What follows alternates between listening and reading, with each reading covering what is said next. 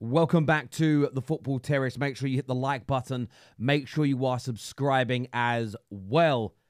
If you don't have the bell notification button turned on, it's a big bell that's next to the subscribe button, so get that pressed because YouTube's algorithm isn't always our friend. Some interesting clips for you to listen to, for us to react to as a group. Take a listen to Goldbridge first of all. And we've been talking about this for months. Why don't we see great goals anymore? We want those screamers. We want those worldies. We want that type of thing in our football. We want people to take people on. We want people to shoot. Why is it gone? I think it's stylistic. Before we get into what Mark says here, do you think great goals are gone? Genuine question. Do you feel that great goals have left football? And if so, why?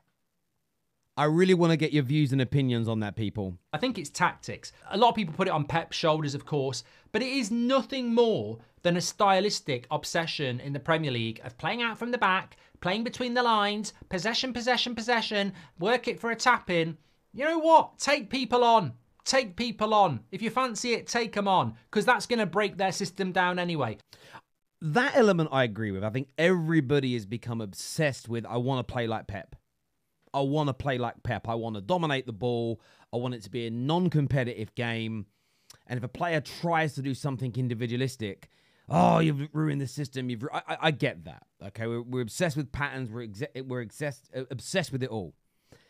Where I disagree is I don't think we're not seeing great goals. As a Man United fan, just last season, Rashford away against Manchester City, Bruno's volley at Brentford as an example, Garnacho's overhead kick as an example.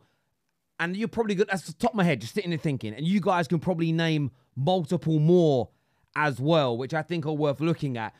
But do you agree with Mark overall that we've become a little bit obsessed in football with style, with how it looks? Is it aesthetically pleasing? Is it kind of is it about the team unity and the team sort of as an organism as opposed to individuals doing some brilliant things? I'd love to get your views on that in the comment section below. In keeping with this, take a little listen here to what Ronaldo has said. I think that almost similarly to this subject. Take a little listen. Mindset is changed. How? There. Yeah, but what made you change? Because I realized that the goals for our positions, it's more important than step overs, which is good.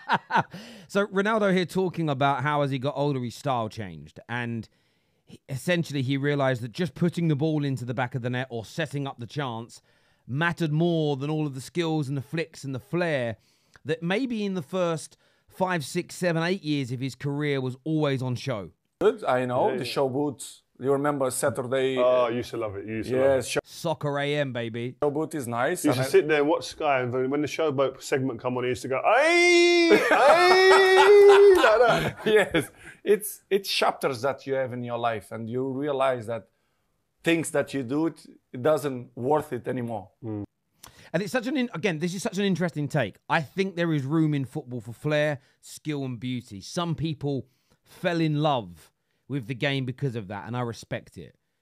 But we also have to understand that, again, it depends on where you grew up playing football, because I think culturally, different countries, if you're brought up in Brazil, it's very different to being brought up in Germany in terms of the sort of structures of the game. But something that was taught to me by a very good football coach, he was a PE teacher of mine, but he's now one of the heads of academy at Fulham. And he would encourage people that were good at dribbling to dribble. But he always used to say, like, don't always try to do it. And his rationale was, nobody can run as fast as the ball can be passed. So sometimes if there's a better pass on than where the dribble can get you, make it. If you've got the dribbling ability, use it at times. And I think what Ronaldo is talking about kind of comes into a little bit of what Mark's talking about, that you do want great style and you do want great individualism. However, sometimes doing the extra step over, a drag back, doing a little skill or making an opponent look silly, you could have just squared the ball 30 seconds earlier or 3 or 4 seconds earlier. The team could have scored and you could move on. And I think as you get a little bit older, a lot of professional footballers think, do you know what? What is the point of using energy on these skills when I actually don't need to do them? And they're almost a little bit redundant. And I think the style of football is such an interesting conversation because I love some of the flair. I really, really do. And I think individual quality, just like Mark Goldbridge was talking about. I think we need a little bit more of that in the game again. I really do think it's an important fundamental. However, at the same time, I don't want to see people overdoing it. I want to see more long shots, but I don't want to see a long shot every time because you've got to pass it. And it's getting that balance right. And maybe as football fans, we always seem to do, I don't think it's a football issue, I think it's a societal issue. We always seem to push for an imbalance as opposed for things to stay a little bit more together. I want to go to the overlap now because this is an interesting take on Trent Alexander-Arnold, people. So take a little listen to this here. Very, very interesting. So you've got 3 players in Van Dijk, Salah and Trent. And I think the reaction of Liverpool supporters, if say the 3 of them went in the summer for free, or say Salah goes, I think most Liverpool fans will go, you're a legend, we got you for 40 million, well, look what you've done, you're amazing, go and enjoy it, whatever. I think it'll be the same with Van Dijk, but with Trent it'll be different. Because they won't want to, there's a thing I think... It's a little Gerrard vibe. Yeah, and if you go through it, it happened to McManaman when he went to Madrid. There was no like, oh, good luck, you're going to the biggest club in the world, good luck. It was a bit like, who do you think you are there, going there for free? Stevie, when he went to Chelsea, on the build-up to, there was like a 2-month period, 2-year period of he was nearly going to Chelsea. The fans completely turned. They expect loyalty, basically, out there. Yeah, I think he'll be treated differently. And I think it was interesting when he came off the first game and he was a little bit unhappy on the bench. Yeah. And even all the fans, it was like, who do you think you are? Do you think Slot likes him?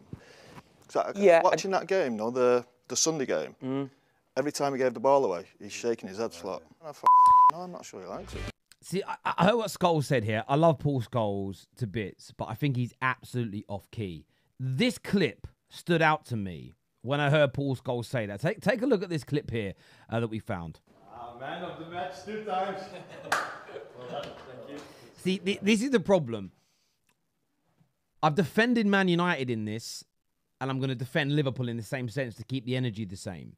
We do this sometimes as football fans. We see a player grumpy on a bench. Maybe we see a manager moan at a mistake they've made. That's in the heat, in the moment. That doesn't mean there isn't a good relationship. I don't think that Trent, if he leaves Liverpool, it's because Slot doesn't like him, Slot doesn't rate him. I think every single football club on the planet would buy Trent Alexander-Arnold if he was available. His passing range, his crossing ability is so good. It's the best we've seen in football since David Beckham. And I saw this on the overlap, and I thought, I swear I saw a video a few weeks ago of Trent and Slot hugging and laughing and joking, and there didn't seem to be any animosity, any problems whatsoever. And this seems to prove that. But look, maybe Scholes hasn't seen it. I'm sure Scholes isn't watching Liverpool content, but that kind of puts that one to bed. If he leaves, it's going to be because he has ambitions to do something outside of Liverpool. I do agree with Jamie Carragher, though.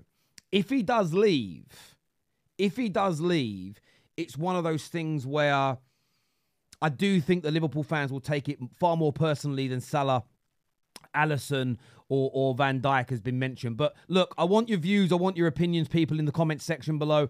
Please make sure you hit the like and the share button and that you're subscribing. We'll be back again soon with more content for you. Take care. Goodbye. God bless. And we'll see you all again soon. Peace.